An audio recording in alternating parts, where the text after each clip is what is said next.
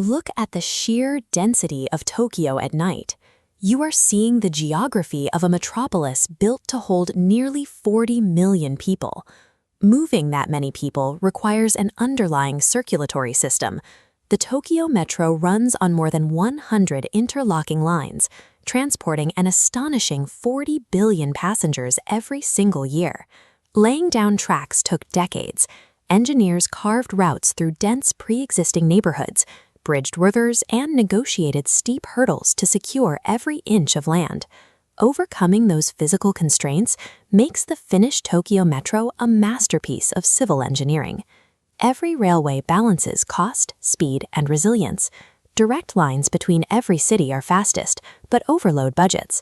A tree branch route is cheapest, but if one branch snaps, cities are isolated. Extra loops add resilience, but force budgets right back up.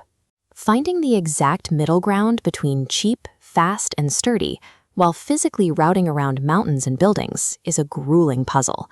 Japanese engineers spent decades doing the math to get it right. In 2010, researchers led by Atsushi Taro at Hokkaido University decided to run a test. They wanted to see if they could solve that exact geographic puzzle without using a human brain.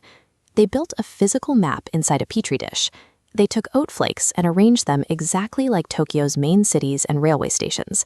To simulate Tokyo's geographic obstacles, the researchers shined intense light on the areas of the map where mountains and lakes sit.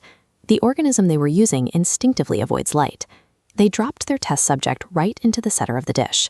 This is Physarum polycephalum, a single-celled, brainless yellow slime mold.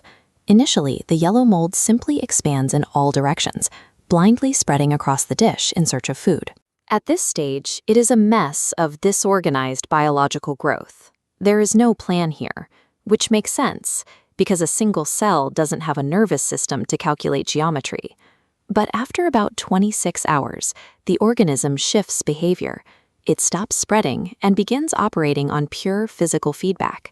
The sections of the mold that find oat flakes begin pumping nutrients back and forth. The physical pressure of that food flowing causes those specific tubes to naturally widen and expand into large highways. Conversely, the branches that lead to dead ends carry no food. Without that internal pressure, those useless paths dry up and disappear entirely. When the mold finishes stripping away the bad routes, the shape that remains is highly similar to the human-engineered Tokyo subway map. This chart shows the redundancy tax, the extra length built to ensure resilience. The engineers built the Tokyo Railway 80% longer than the absolute shortest route. The slime mold built its network exactly 75% longer. Looking at efficiency, both the engineers and the biological mold achieved the exact same 15% reduction in travel time between nodes, though the human system achieved a slightly higher fault tolerance.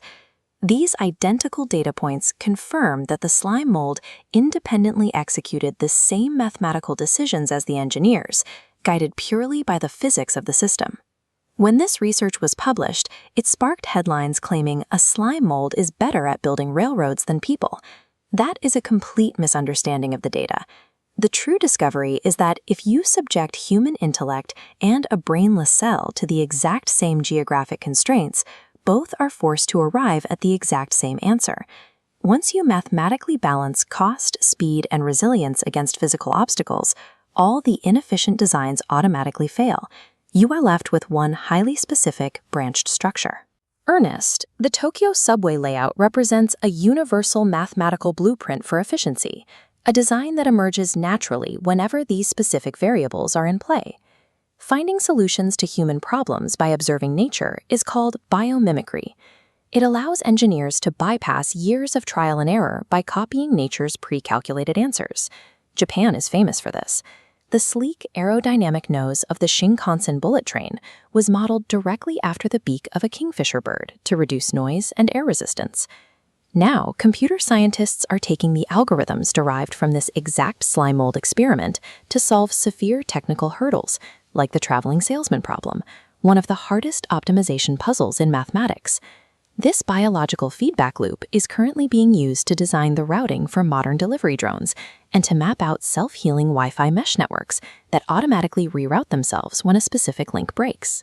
Nature, relying entirely on a few physical rules and a lot of time, has already mapped out the networks of tomorrow.